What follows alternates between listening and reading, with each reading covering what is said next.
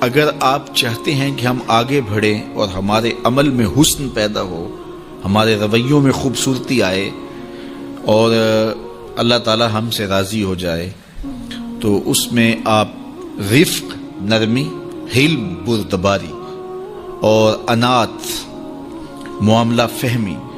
اور لوگوں کے ساتھ جو ہے وہ خوبصورتی کلام میں، خوبصورتی رویوں میں اور خوبصورتی مخالطت کی، اور جو ہمسائیگی کے دوستی کے حقوق ہیں، جس طرح والدین کے حقوق ہیں،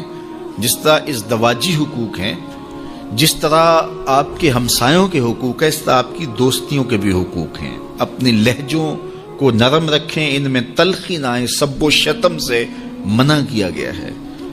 اور معمولی معمولی باتوں پر پکڑ کرنے سے روکا گیا ہے۔ اور اگر یہ رویے بچپن میں پیدا ہو جائیں تو بعض اوقات پھر وہ فطرت ثانیہ بن جاتی ہے، عادت بن جاتی ہے، اور پھر جب آپ بڑے ہوں گے تو وہ عادتیں وہاں بھی چھوٹ نہیں پائیں گی، چونکہ وہ اس ماحول میں آپ کے ساتھ جڑ گئی تھی۔ کسی کی ٹو میں لگ جانا، کسی کی غلطیاں نکالنے کی سوچ میں رہنا، کسی کو نیچا دکھانے کے چکر میں رہنا، کسی کی تذلیل کرنے کے خیال میں رہنا۔ دیکھیے، اگر آپ ڈھونڈنے نکلیں گے تو آپ کو پھول میں بھی کوئی چیز نظر آ جائے گی، کوئی نقص نکل آئے گا، اور اگر آپ اچھائیاں ڈھونڈنے نکلیں گے تو آپ کو کانٹوں کے بھی کوئی فائدے نظر آنے لگ جائیں گے کہ ان سے بھی یہ فائدے وابستہ ہیں۔ اس لیے آپ اچھائیاں ڈھونڈیے۔ وہ ایک صاحب تھے تو وہ کہتے میں ایک بزرگ کے پاس گیا ملنے کے لیے، اور میں ان سے ایک برائی کو نوٹ کیا، ایک ان کی خامی کو نوٹ کیا۔ پھر میں دوسرے بزرگ کے پاس گیا تو ایک خامی میں نے ان کی نوٹ کی۔ اس طرح 99 بزرگوں کے پاس گیا، اور جب 100ویں بزرگ کے پاس گیا اور میں نے کہا حضرت میں 99 بزرگوں کے پاس گیا ہوں اور میری نیت یہ تھی کہ میں ان سے بیعت ہوں، لیکن ہر ایک کی ایک ایک خامی سے میں آگاہ ہوا، اور اب آپ کے پاس آیا ہوں اور کچھ دن گزارنا چاہتا ہوں، اور میں آپ کو پہلے بتا دیتا ہوں کہ میری نظر بڑی باریک ہے، میں بہت تیز ہوں، تو میں آپ کے ساتھ کچھ وقت گزارنا چاہتا ہوں، آپ بھی محتاط رہیے۔ تو وہ بزرگ فرمانے لگے کہ ان سے تو ایک ایک خامی ملی ہے، میرے سے تو بہت زیادہ مل جائیں گی، میں تو سراپا عیب ہوں، لیکن میں تمہیں صرف ایک بات کہتا ہوں کہ تو ان 99 آدمیوں کے پاس گیا، سال لگا، 2 سال لگے، ایک ایک خامی تو نے جمع کی، اب تیرے پاس 99 خامیوں کا ذخیرہ ہے، کاش کہ تو ایک ایک خوبی جمع کرتا رہتا، تیرے پاس 100 خوبیوں کا ذخیرہ موجود ہوتا۔ اس لیے اگر آپ ڈھونڈنے نکلیں گے تو آپ کو کانٹوں سے بھی خوبصورتی مل جائے گی۔ تو یہ اپنے انداز نظر کو، اپنا کشکول ٹھیک رکھے تو پھر اس میں خیر پڑے گی۔ خذ ما صفا و دا ما قدر، ہمیں ایک ضابطہ دیا گیا ہے،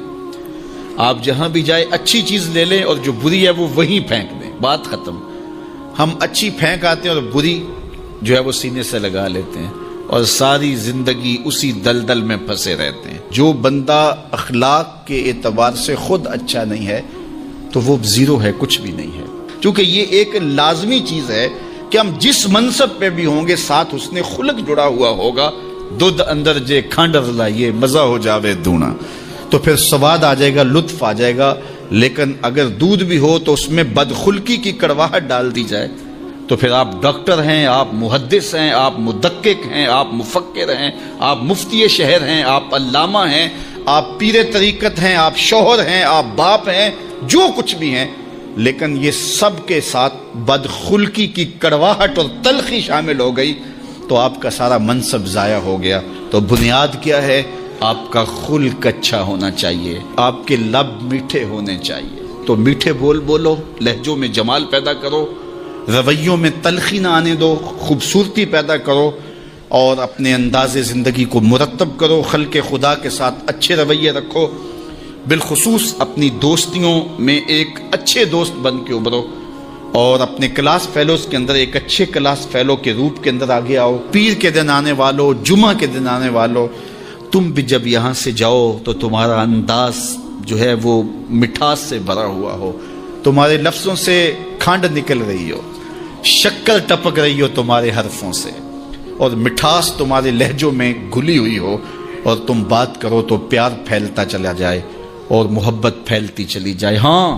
جہاں کہیں سخت بات کرنی ہوتی ہے وہ بھی ایک موقع ہوتا ہے، لیکن عمومی رویوں کی میں بات کر رہا ہوں. تو اللہ تعالیٰ جل شانہ ہم سب کو توفیق عطا فرمائے اور جو کہا جا رہا ہے اس کو سمجھنے کی، روحوں میں اتارنے کی، عمل کا حصہ بنانے کی.